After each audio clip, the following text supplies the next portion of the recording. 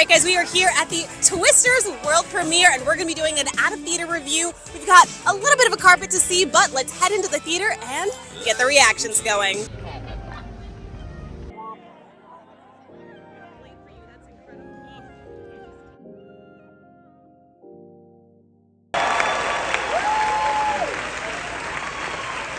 Mr. Glenn Powell.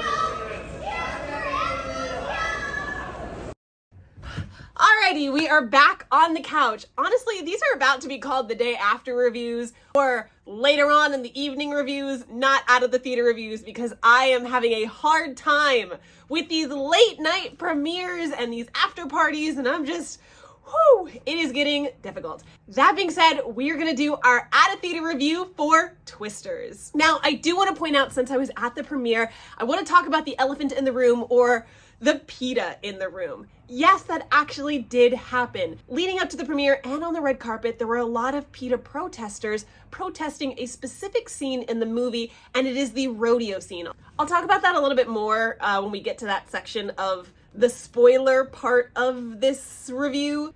But I do agree with PETA. I think that using rodeo animals and really glorifying rodeos, it's not appropriate. I'm from Texas. I was born in Texas, raised in Texas for a time. So I'm very familiar with the Southern culture that is Oklahoma, Texas, that whole Bible Belt area. I don't get the love of rodeos. I know it's a very American kind of celebration, and I really feel like now in 2024, we are above and beyond that. At least I think so. But in the film, they do show rodeo. They show bull riding, they show cattle wrangling, it's a lot. And for a movie about Twisters, I don't think it's necessary. That being said, for a movie that really shows you the grit and the heart of Oklahoma and the South, I get it. I get why they put that in there, because rodeo and America is really part of the culture of the Southern states. It just is. You can't not walk anywhere without seeing someone with the 10-gallon hat, the big old buckle belt. Rodeo is embedded in them. So I understand why the film put that in there, and I also understand why the protesters were there. I think the film would have been fine without that scene in there, without that glorification of rodeos. I'm sure that there were other ways they could have put that heart in there. However, that scene, which this is a spoiler-free section, so I'm going to go into that scene a little bit later, was another aspect of just showing the heart and the devastation, because I think that's really, now that I'm kind of getting into, we're moving past the PETA and kind of getting into, baby, I'm doing a review. I need you to relax. I'm sorry, 1 second. Ugh, cats. All right, getting into the non-spoiler part of Twisters. Right off the bat, this movie is so scary. The jump scares, there's one specific jump scare within the first 5 seconds. The whole audience, it was just out of nowhere. And I think what this movie does really well is it shows the devastation of Twisters. Twisters only really last, when it gets going, seconds, a minute tops, when it because it's a moving devastation. So its impact on you, if we're in this house right now and a tornado's going, it's seconds, but it's powerful devastation. And I think this movie really showed what that feels like, and that time frame, and how much devastation, sorrow, and impact a tornado can have in such a small amount of time. Tornadoes have a 1 to 5 scale of 1 being, oh my god, that was really bad, to 5 being, oh my god, everybody is dead. Showed that really well in this film, those different levels of devastation. Meanwhile, you've got people like Glenn Powell, who plays this YouTuber who's going straight into the storm. This movie was a really great balance of cowboy versus corporate. And I think that's really the heart of this film. It's the Wild West versus corporate America. In my opinion, Glenn Powell, Daisy Edgar Jones, and Anthony Ramos played a beautiful team together. There were a few things in this film that the romance got a little cheesy and very early 90s, haha, I like you, right? And it felt very like they held the camera too long to make sure you got the joke. So I brought Jackie Jing as my guest to this film, and she let me know that a couple of her colleagues had already watched a screening of this film, and their take on Daisy Edgar Jones was that she didn't quite live up to Helen Hunt in the 1996 version of Twisters. In my opinion, that could not be further from the truth. Daisy gave everything to this film. I cannot wait for the spoiler part, which I'm going to get to really quick. I'm going to wrap up this non-spoiler review. Suffice it to say, the wrap-up of this film, Glenn Powell, he had a lot of sexy moments. The audience was eating that up. Anthony Ramos was fine. He played a very great secondary man in the film, and I like his character, but I can't really talk about his character without going into spoilers. It was fine. His character is fine in the non-spoiler. But in the non-spoiler for Daisy, she ate it up. She did such a girl power and just, and her emotional stakes in this film. She did it. She had me just on an emotional journey, and I felt the fear and the PTSD and the anxiety and just, Daisy made these tornadoes feel real, and I commend her for that. It was amazing, and if you didn't like Daisy's performance, you didn't watch the film. That's all I gotta say. Let's get into the actual spoiler part, which is the part that I am most excited for. Let's talk about it. Let's get into Twisters. So Daisy is playing Kate, who is at the beginning of this film a grad student, or she's a high schooler. It's somewhere in there. She's in school, but she's about to do an experiment where she's trying to tame a tornado. That's the term. She's trying to tame a tornado, and she's using big, long scientific word, but essentially the same thing that is in diapers in order to absorb the moisture in the tornado that's going to halt the tornado, because tornadoes need rain and water and moisture in order to decloud science and et cetera, et cetera. But that suffice it. She's going to put these little tiny fibers that are going to be sucked up into the tornado, and then that's going to essentially halt the tornado in motion. Super cool, super sciencey. It's her boyfriend, Anthony Ramos, who's playing Javi, and then 2 other of her friends. So it's 5 friends. They're going to go tame a tornado. Mom's super excited. She's super supportive. They all go out.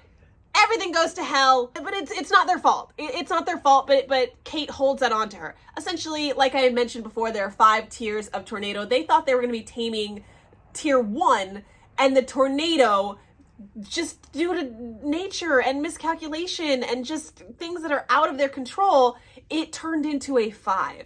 So the amount of diaper fibers is what I'm going to call them. There just weren't enough of them in order to successfully do the experiment. And unfortunately, in order to do that experiment, you kind of got to get close enough to the tornado that it sucks up all of those fibers. So they got to get real into the thick of it. But unfortunately, in their minds, they're thinking this is a baby tornado. Come to find out, it's one of the biggest tornadoes the state has ever seen. They can't get out of there fast enough. Unfortunately, the winds that are, I think, 200-mile-an-hour winds, one by one, she's watching each one of her friends just get sucked up into this tornado, and she's the only survivor.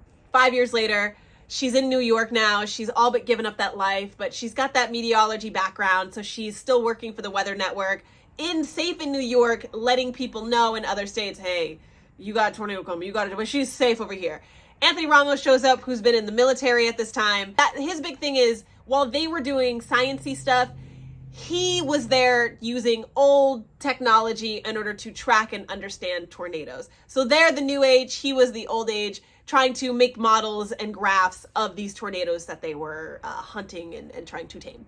Suffice to say, he's now in the military. They've got military satellites now. So he's trying to do a 3D image of a tornado, and he needs her help to track the tornadoes, because she's a tornado hunter. So he grabs her. She doesn't want to. She's got all this PTSD. She's left tornadoes behind, but he's like, hey, you can save a lot of people. If we can figure out what a tornado is from top to bottom, because the big thing that they really point out in this film is we don't understand, and this is real life, we don't know how tornadoes are made. We understand to a point how tornadoes are made, the clouds, the wind, the heat, the temperature, we understand to a certain point, but that spark, that final ignition that makes a tornado is just nature and religion is what they described it in this film. It's one part nature, another part religion. It just happens, you know, it just is. If Anthony can get his three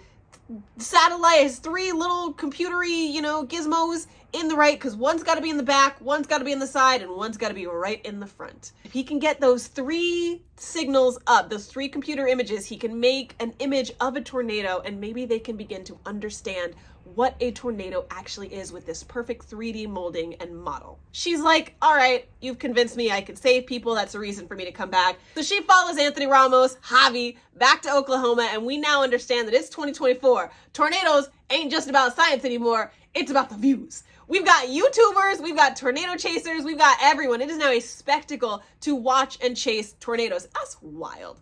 That is some, like, certain people kind of stuff. Because you would not catch me out there trying to wrangle some it's just what? Stop it. Stop it, y'all. Stop. So she goes out there. We then meet Tyler. We meet Glenn Powell, and his character's like the hitty up cowboy. I'm the #1 YouTuber of tornado catching. And like, he's got his fan club out there. They're signing t-shirts. They're selling mugs. They're selling t-shirts with his face on it. It's a whole, I think it's like I survived my first tornado, like a tornado rodeo, like tornado. Yeah.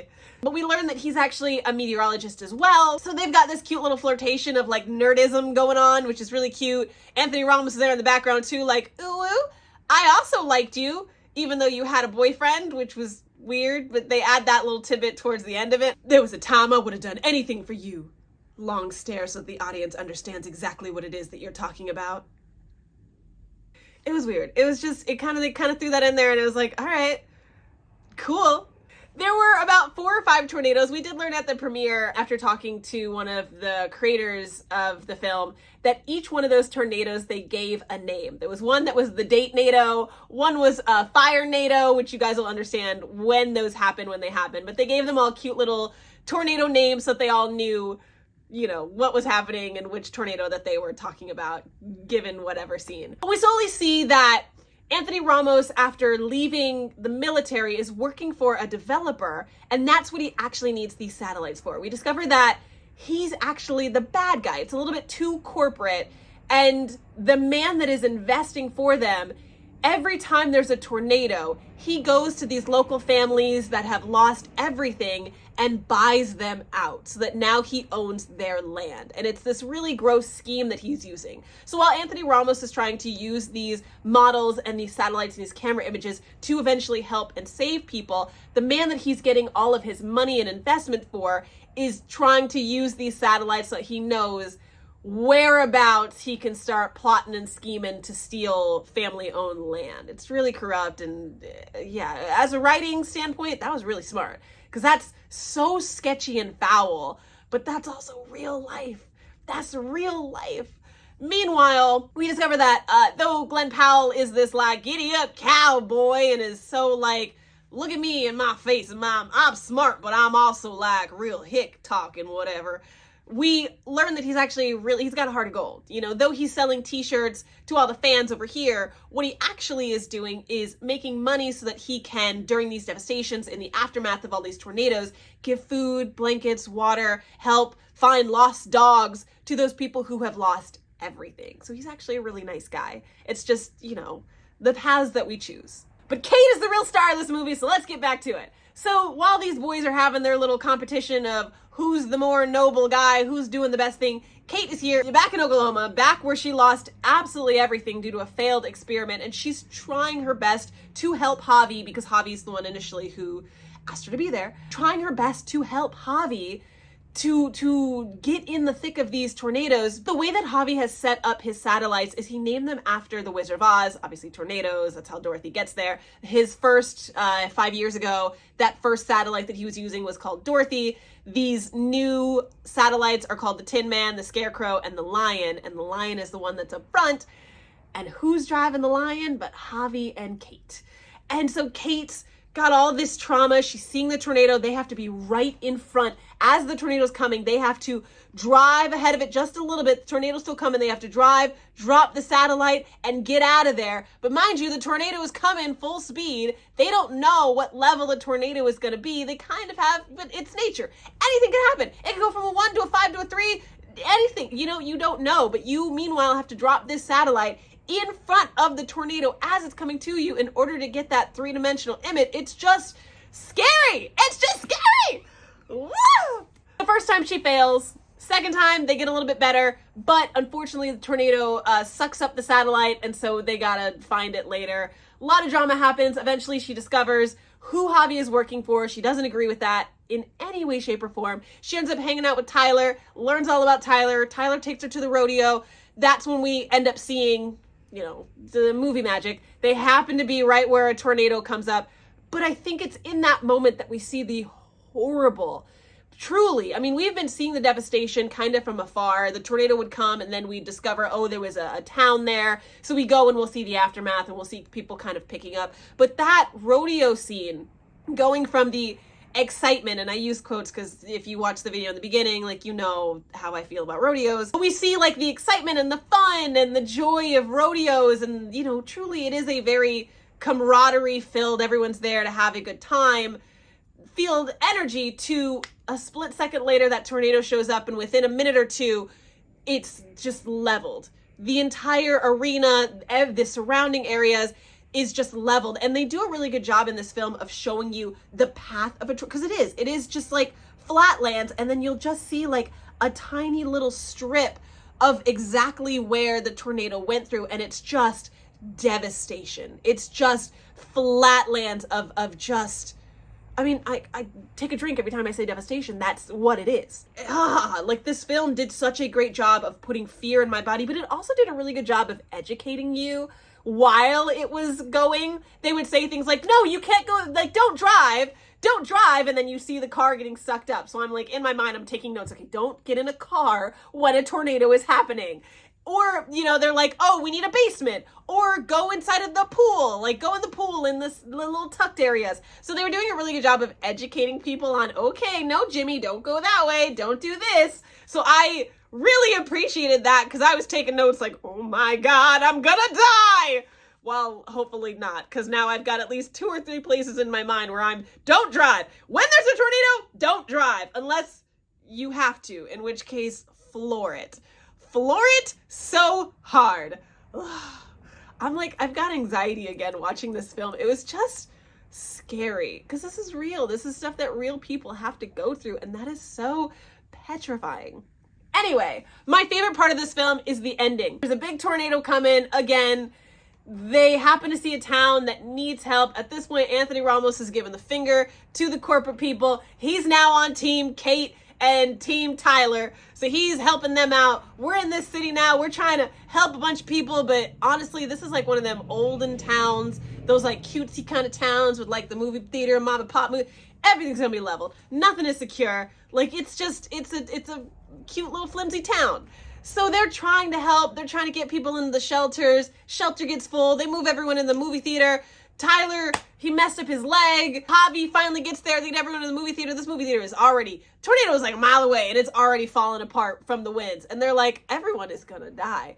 Kate, at this point, who's now had her whole redemption arc, is no, I figured out how to do this. I was just missing that they needed more water. We needed to make more water in order for it to absorb more water in the diapers. And then I've got this. She had her eureka moment. So they do everything they need to do, but then the tornado comes, and unfortunately there just isn't enough time to do both, to save everyone and it just didn't happen. In this whole devastation, Kate's you know what? We can't have it's not enough time. So while Glenn Powell and all of them are wreaking havoc, she's you know what? Do or die at this point. She hops into Tyler's car. She drives into the tornado because you have to be right dead in the center. Just to find a way to deal with her PTSD or to manage her PTSD in order to get into the eye of the tornado to then release the diapers to be sucked up.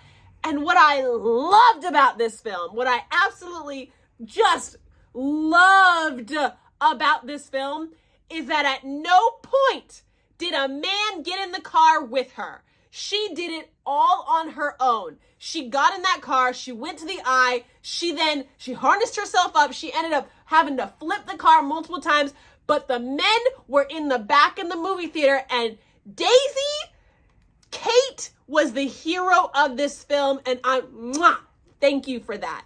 Thank you so much for that. This review is getting really, really long. My final thoughts are the devastation is so clear, raw, and visceral in this film. Daisy, Edgar Jones, chef kiss.